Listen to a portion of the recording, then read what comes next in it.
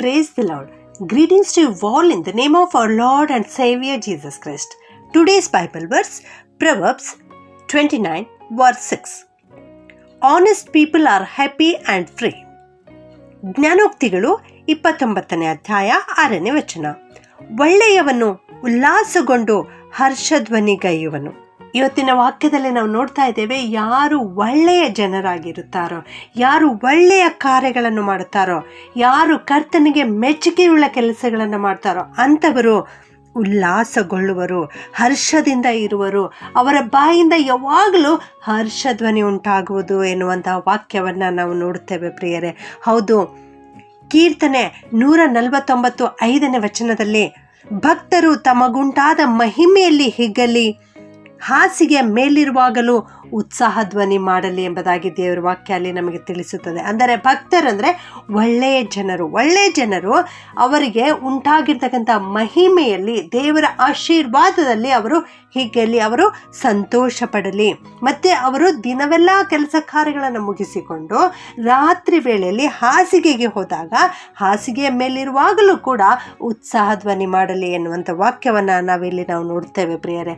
ಹೌದು, ಹಗಲೆಲ್ಲ ದೇವರ ಚಿತ್ತದ ಪ್ರಕಾರ ನಾವು ನಡೆದು ಕರ್ತನಿಗೆ ಸಂತೋಷ ಪಡಿಸುವ ರೀತಿಯಲ್ಲಿ ನಾವು ನಡೆದಿದ್ದೇ ಆದರೆ ರಾತ್ರಿ ವೇಳೆಯಲ್ಲಿ ಮಹಿಮೆಯಿಂದ ಹಿಗ್ಗಿ ಸಂತೋಷದಿಂದ ಹಾಸಿಗೆಯಲ್ಲಿ ನಿಶ್ಚಯವಾಗಿ ಉತ್ಸಾಹ ಧ್ವನಿ ಮಾಡಲಿಕ್ಕೆ ಸಾಧ್ಯವಾಗುತ್ತದೆ.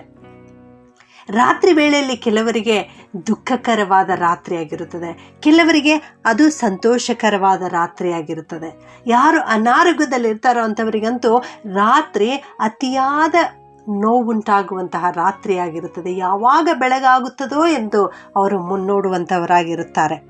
ಐಗುಪ್ತರ ಜೀವಿತದಲ್ಲಿ ಕೂಡ ಒಂದು ರಾತ್ರಿ ಕರಾಳವಾದಂಥ ರಾತ್ರಿ ಬಂತು. ಅವರ ಜೀವಿತದಲ್ಲಿ ದುಃಖ ಉಂಟಾಯಿತು, ಗೋಳಾಟ ಉಂಟಾಯಿತು.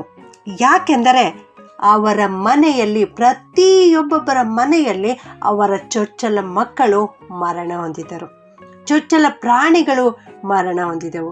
ಯಾಕೆಂದರೆ ಸಂಹಾರಕ ದೂತನು ಅವರನ್ನು ಸಂಹರಿಸಿ ಬಿಟ್ಟಿದ್ದನು. ಅವರಿಗೆ ಯಾಕೆ ಇಂಥ ಕಷ್ಟ ಬಂತಂದರೆ, ಇಸ್ರಾಯೇಲರಿಗೆ ಅವರು ಬಹಳವಾದ ಕಠಿಣ ಪರಿಶ್ರಮದ ಕೆಲಸಗಳನ್ನು ಕೊಟ್ಟು ಬಿಟ್ಟಿ ಕೆಲಸಗಳನ್ನು ಮಾಡಿಸುವವರಾಗಿದ್ದರು. ದೇವರವರಿಗೆ ಕನಾನ್ ದೇಶಕ್ಕೆ ಹೋಗಲಿಕ್ಕೆ ಬಿಡು ಎಂಬುದಾಗಿ ಹೇಳಿದಾಗೆ ಕೂಡ ಫರೋಹನು ಬಿಡಲಿಲ್ಲ. ಆದುದರಿಂದ ಇಂಥ ಒಂದು ಶಿಕ್ಷೆ ಅವರ ಜೀವಿತದಲ್ಲಿ ಬಂತು.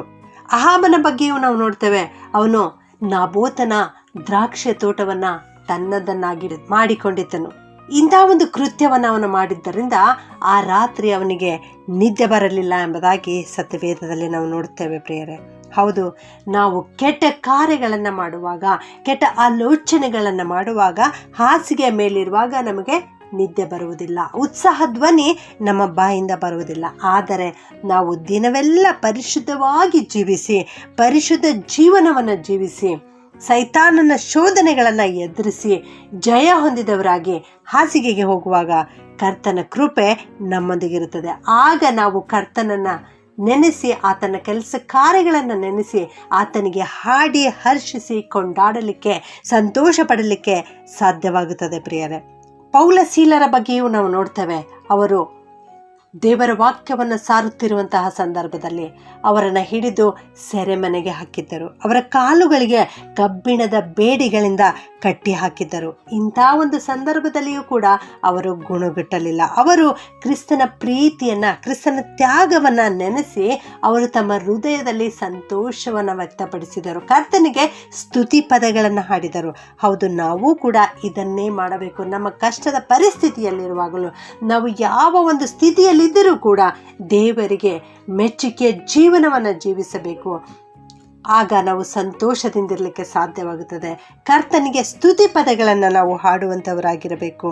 ಯಾವಾಗಲೂ ನೀವು ನೀತಿಯನ್ನೇ ಬಯಸಿರಿ, ಕ್ರಿಸ್ತನಲ್ಲಿ ಸಂತೋಷ ಪಡಿರಿ, ಕರ್ತನ ಕೃಪೆಯನ್ನು ಹಾಡಿ ಆನಂದಿಸಿರಿ. ಪ್ರಾರ್ಥನೆ ಮಾಡಿಕೊಳ್ಳೋಣ.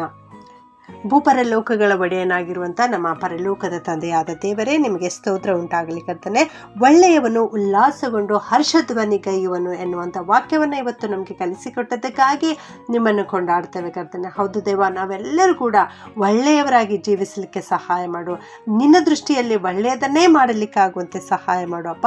ನಿನಗೆ ಸಂತೋಷ ತರುವಂಥ ರೀತಿಯಲ್ಲಿ ನಾವು ಜೀವಿಸಲಿಕ್ಕೆ ಕೃಪೆ ಮಾಡು ಸ್ವಾಮಿ. ಪರಿಶುದ್ಧವಾದ ಜೀವನವನ್ನು ಜೀವಿಸಲಿಕ್ಕೆ ಸಹಾಯ ಮಾಡು. ಈ ವಾಕ್ಯ ಕೇಳಿಸಿಕೊಳ್ಳುತ್ತಿರುವ ಪ್ರತಿಯೊಬ್ಬೊಬ್ಬರನ್ನು ಆಶೀರ್ವಾದ ಮಾಡ್ಕೊಳ್ತಾನೆಪ್ಪ.